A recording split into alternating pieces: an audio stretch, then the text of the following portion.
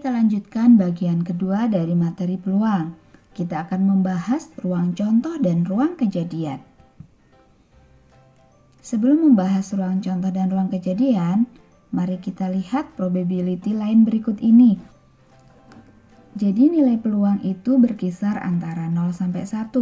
Nah, makna kemungkinan dari nilai peluang 0 sampai 1 itu adalah mulai dari tidak mungkin, hampir tidak mungkin, kemudian 50-50, hampir pasti, dan sampai pasti. Kira-kira kalau diurutkan maknanya seperti ini.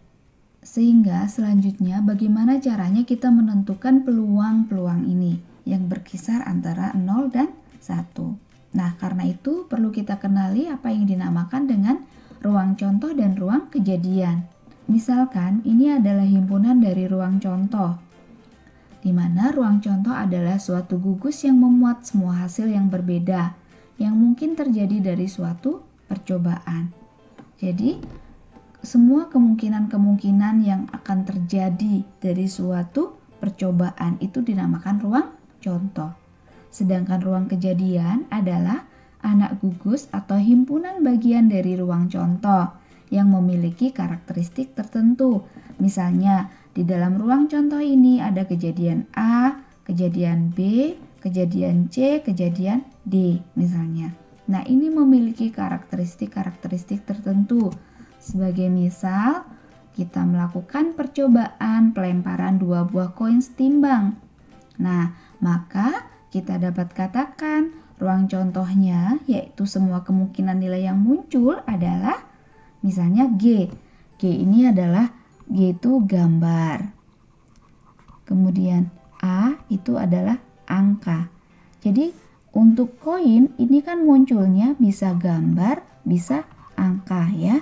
Maka ruang sampel atau ruang contohnya adalah gambar-gambar. Jadi di sini ini gambar, terus gambar angka, angka gambar, dan angka seperti itu. Nah, misalnya kita definisikan kejadian A adalah munculnya sisi angka, maka ruang kejadiannya adalah gambar angka, angka gambar, dan angka. Yang penting ada A-nya. Seperti itu. Kita lihat ilustrasi yang kedua, yaitu percobaan melempar dadu setimbang. Nah, mata dadu tahu kan nilainya adalah 1 sampai 6. Maka ruang contoh untuk percobaan ini adalah 1, 2, 3, 4, 5, 6. Misalnya kita definisikan kejadian B, yaitu munculnya sisi ganjil pada mata dadu 1. Ganjil. Nah, mata dadu 1 misalnya ini mata dadu 1, yang ini 2. Ini mata dadu 1, ini mata dadu 2, dan seterusnya ya.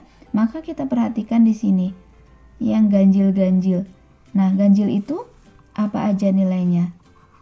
Ganjil itu 1, 3, 5, ya kan?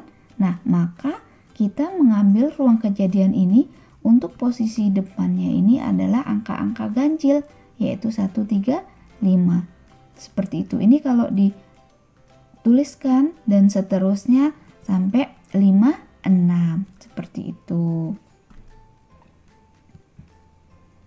Kita lihat ilustrasi ketiga. Misalnya ada sebuah kuis dengan 3 soal pilihan ganda. Jawabannya hanya ada 2 kemungkinan, yaitu benar atau salah. Maka ruang contoh pada percobaan ini adalah ada 3 pertanyaan dengan 3 kemungkinan jawaban. Maka misalnya ini pertanyaan 1, 2, 3 ya. Ini pertanyaan 1, 2, 3 dan seterusnya. Maka kita bisa menjawabnya kemungkinannya untuk soal pertama menjawab benar, soal 2 benar, soal ketiga benar.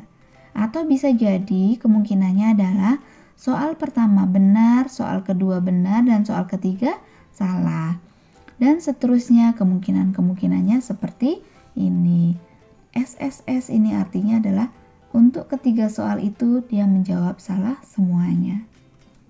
Nah, selanjutnya misalnya kita definisikan kejadian C, yaitu Seorang mahasiswa menjawab dengan benar minimal 2 soal. Maka ruang kejadiannya adalah benar-benar benar, benar-benar salah, benar salah benar, dan salah benar benar. Nah, demikianlah cara menentukan ruang contoh dan ruang kejadian. Selanjutnya, untuk perhitungan peluang bersambung pada bagian ketiga.